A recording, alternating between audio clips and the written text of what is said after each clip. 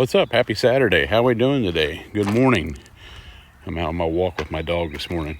I wanted to come on and say, I know a lot of you are looking for something good to read in the Bible, stuff that has a little bit of everything in it. And the book of Zechariah. The book of Zechariah has a ton in it, okay? It talks about the coming of Christ. It talks about everything Christ will go through. It talks about, it's like a mini apocalyptic book also. It kind of goes mirroring the book of Revelation a lot, what John wrote and what Zechariah wrote. So, John, he was brought up to heaven and was shown a lot of things. The angels talked to him. Same way with Zechariah. Zechariah, the angel of the Lord talked to him and showed him things. And so there's a lot in the book of Zechariah.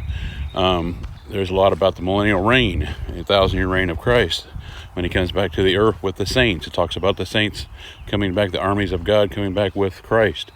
There's a lot in there, a lot. It talks about the four horsemen, talks about the chariots and the horses, a little bit differently than what the book of Revelation talks about.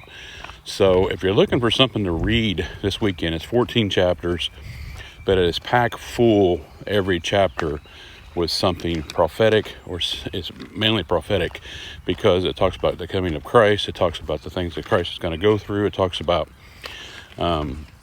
just a ton of things that are going to come upon the earth in these last days.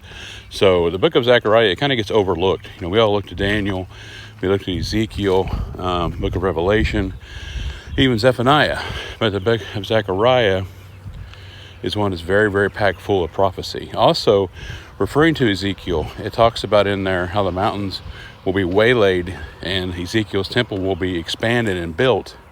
And a lot of people wonder how this is going to happen. It tells you in the book of Zechariah. So pretty cool. You want to check it out and have a good read this weekend. Enjoy.